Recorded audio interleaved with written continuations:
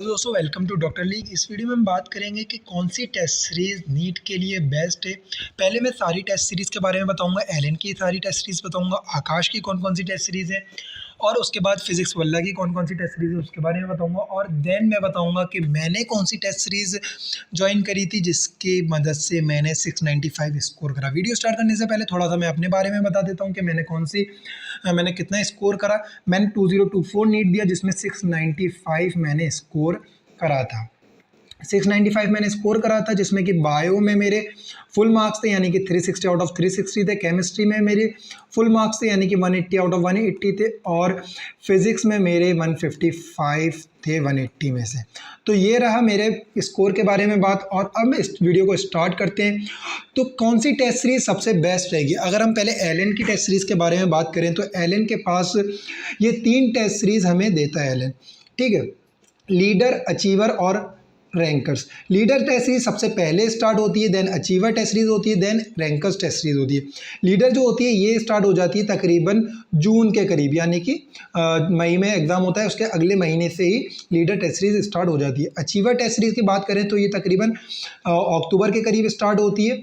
और रैंकर जो होती है वो तकरीबन स्टार्ट होती है 2 से 3 महीने पहले, तकरीबन जनवरी या फरवरी, ज़्यादातर फरवरी में ये स्टार्ट हो जाती है, ठीक है। तो ये रहा लीडर, अचीवर और रैंकर्स किस किस टाइम पे स्टार्ट हो जाती हैं। उसके बाद इसके प्राइस की बात कर लेते हैं। लीडर और अचीवर के जो प्राइस रहते हैं वो तकरीबन रहते हैं 10,000 के करीब, 10-11 हज़ार के करीब रहते हैं। और रैंकर्स की बात करें तो ये तकरीबन 1200 से 2,000 के करीब इसका प्राइस रहता है। तो मैंने लीडर के भी टेस्ट दिए हैं, अचीवर के भी टेस्ट दिए हैं, और रैंकर्स को तो मैंने ज्वाइन ही करा था। लीडर और अचीवर को मैंने टेलीग्राम से निकाल कर दिया था, लेकिन इसकी भी मुझे काफ़ी सारी नॉलेज है कि कैसे टेस्ट होते हैं। अगर हम बात करें कि लीडर, अचीवर और रैंकर्स में से कौन सी बेटर है, लीडर जो है काफ़ी ज़्यादा इसके हार्ड टेस्ट नहीं होते, मीडियम लेवल के टेस्ट होते हैं इसके। अचीवर के जो है थोड़े हार्ड लेवल के होते हैं, थोड़े से हार्ड होंगे। और रैंकर्स के जो होंगे इसके भी हार्ड होते हैं। लेकिन हार्ड से फ़ायदा क्या होता है, हार्ड जब टेस्ट देने की आपको आदत हो जाती है तो आपको नीट का पेपर इजी लगने लगता है। तो इसलिए हार्ड पेपर देने की कोशिश करें। जो मैंने रैंकर्स टेस्ट सीरीज ज्वाइन करी थी इसमें जो मेरा स्कोर रहा करता था वो तकरीबन 600 के करीब या 590 के करीब स्कोर रहा करता था। लेकिन इतने हार्ड पेपर हुआ करते थे तो सोच सकते हैं आप, मैंने नीट में 695 स्कोर कर दिया, तो यहाँ पर 600 या 590 के करीब भी स्कोर काफ़ी ज़्यादा माना जाता है। मैं अपने डिस्ट्रिक्ट में टॉप 10 में बहुत आराम से आ जाया करता था रैंकर्स में। तो एलन की टेस्ट सीरीज़ के बारे में मैंने सब बता दिया, लीडर है, अचीवर है और रैंकर्स से कौन सी हार्ड है, कौन सी मीडियम लेवल की है, वो सब मैंने आपको बता दिया। अब बात करते हैं आकाश की टेस्ट सीरीज़ के बारे में। आकाश की बहुत सारी टेस्ट सीरीज़ है वैसे, लेकिन जो मुझे पता है, जो मैं रिकमेंड करूँगा वो AITS है और इंटेंसिव है।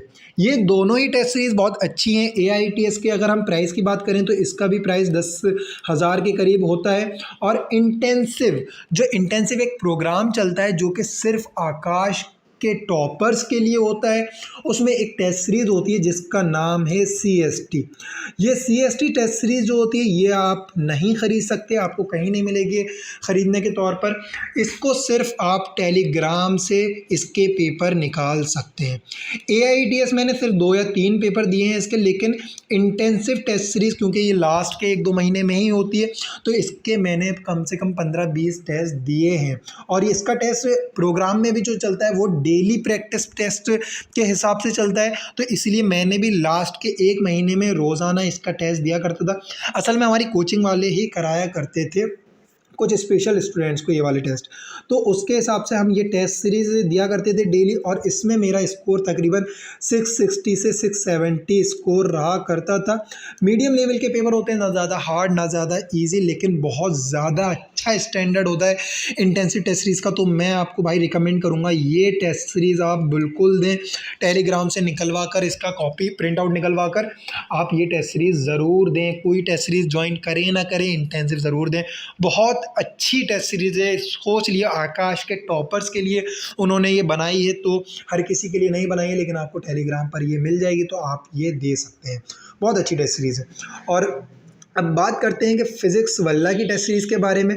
ठीक है, एआईटीएस की अगर बात करें आकाश टेस्ट सीरीज़ के, तो एआईटीएस आप दे सकते हैं, अच्छी टेस्ट सीरीज़ है ये भी, जैसे कि एलएन की जो अचीवर और लीडर है उसी टाइप की टेस्ट सीरीज़ है, उसी लेवल की। तो आप एआईटीएस ज्वाइन कर लें या फिर लीडर या अचीवर ज्वाइन कर लें, बात एक ही है।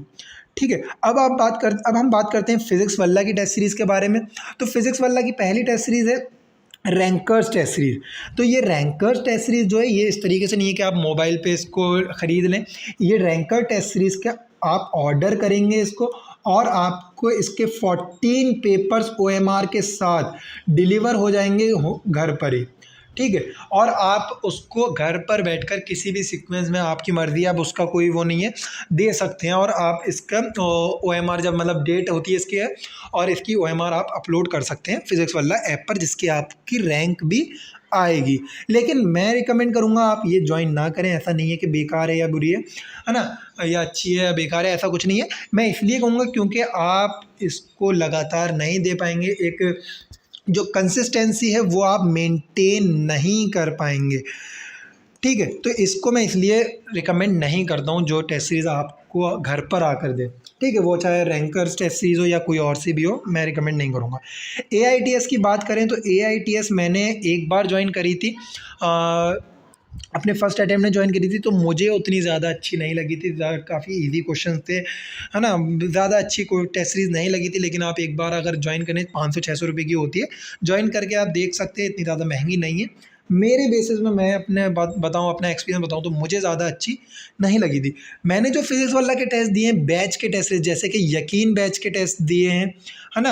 यकीन बैच के टेस्ट जो हैं ये काफ़ी ज़्यादा अच्छे टेस्ट होते हैं, मॉडरेट लेवल के होते हैं। तो इन टेस्ट को आप अगर बैच लिया रखा है तो दे सकते हैं, मगर वरना ऐसा नहीं है कि इन टेस्ट की वजह से आप 4000 का ये बैच ख़रीदें और फिर टेस्ट दें, तो ये नहीं करना है। अगर बैच है आपके पास, तो ये बैच की टेस्ट सीरीज़ आप प्रिंट आउट करवा कर या फिर ऑनलाइन दे सकते हैं। तो ये टेस्ट सीरीज़ हो गई फिज़िक्स वाला की, आकाश की और एलन की टेस्ट सीरीज़ के बारे में मैंने आपको बता दिया।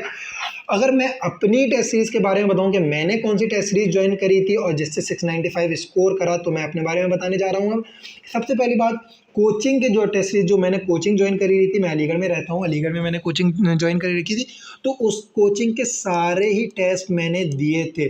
अगर कोई छूट भी जाता था तो मैं वहाँ से रिसेप्शन से लेके टेस्ट खुद बैठकर दिया करता था कोचिंग में ही। तो कोचिंग के मैंने एक का एक टेस्ट दिया है, सारे टेस्ट मैंने कोचिंग के दिए हैं। और ये कोचिंग अगर आपने कोई ज्वाइन करी रखी है तो आप भी कोशिश करें उसके सारे टेस्ट दें, है ना, चाहे अच्छे लगते हो ना लगते हो, आपको टेस्ट देने हैं। उसके बाद बात करते हैं एलन की रैंकर टेस्ट सीरीज़। मैंने जो एलन के अचीवर भी दिए, लीडर भी दिए, लेकिन वो मैं प्रिंट आउट करवा कर दिया करता था। एलन रैंकर टेस्ट सीरीज़ मैंने जाकर ज्वाइन करी है और इसके ऑफलाइन टेस्ट में दिया करता था, जिसमें कि मेरा स्कोर वही 590 से 600 के करीब रहा करता था। कभी कभी 610 तक गया, इससे ज़्यादा मेरा स्कोर नहीं गया है। तकरीबन हर किसी का स्कोर ऐसा रहता है। डिस्ट्रिक्ट के टॉपर का भी बात करें तो 640 के करीब ही रहा करता था। तो मेरा 590 600 के करीब स्कोर रहा करता था, जो कि एक अच्छा स्कोर था उस हिसाब से, क्योंकि ये पेपर काफ़ी ज़्यादा डिफ़िकल्ट होते हैं। बिल्कुल एनसीईआरटी में निचोड़ कर काफ़ी क्वेश्चन बाहर के भी मिल जाएंगे आपको, 4-5 क्वेश्चन, लेकिन जो क्वेश्चंस होंगे एनसीईआरटी के वो बहुत अच्छे स्टैंडर्ड के होंगे और काफ़ी ज़्यादा फ़ायदेमंद होंगे। उसके बाद जब 1 से 1.5 महीना बचा था, तो मैंने इंटेंसिव टेस्ट सीरीज ज्वाइन करी थी। 1-1.5 महीना भी बल्कि नहीं, 25 दिन के करीब जब बचे थे, तो मैंने इंटेंसिव टेस्ट सीरीज़ के इंटेंसिव प्रोग्राम के CST टेस्ट सीरीज़ देना स्टार्ट कर दी थी। और इसमें मेरा 640-650 के करीब स्कोर रहा करता था, कभी कभी स्कोर 675 के करीब भी चला गया था। ठीक है, तो इंटेंसिव टेस्ट सीरीज़ ये मैं आपको रिकमेंड करूँगा, ये बहुत अच्छी टेस्ट सीरीज़ है, इसको आप ज़रूर दें, क्योंकि ये सिर्फ एलन के स्पेशल स्टूडेंट्स के लिए ही बनाई गई है। तो आप इसको अगर देंगे तो बहुत ज़्यादा फ़ायदा रहेगा। और इसके अलावा रैंकर टेस्ट सीरीज़ एलन की आप ज्वाइन कर सकते हैं। ये जनवरी के करीब स्टार्ट होती है या फरवरी के करीब स्टार्ट होती है, यानी 2-3 महीने पहले स्टार्ट होती है, और इसके भी पेपर काफ़ी अच्छे होते हैं।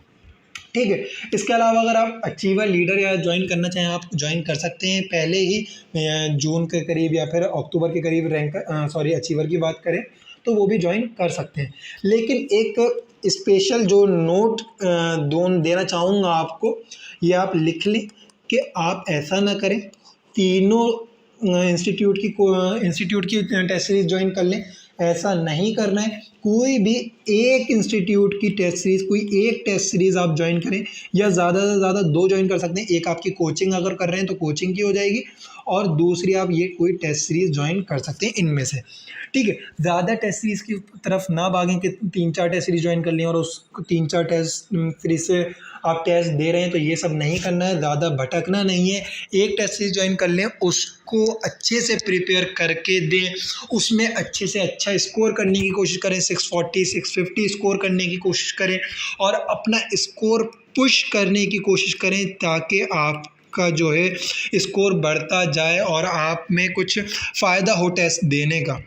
ऐसा ना हो कि ये बस 550 से 600 के बीच में स्कोर चले जा रहा है, तो उससे कोई फ़ायदा नहीं है, ठीक है। तो ये वीडियो आज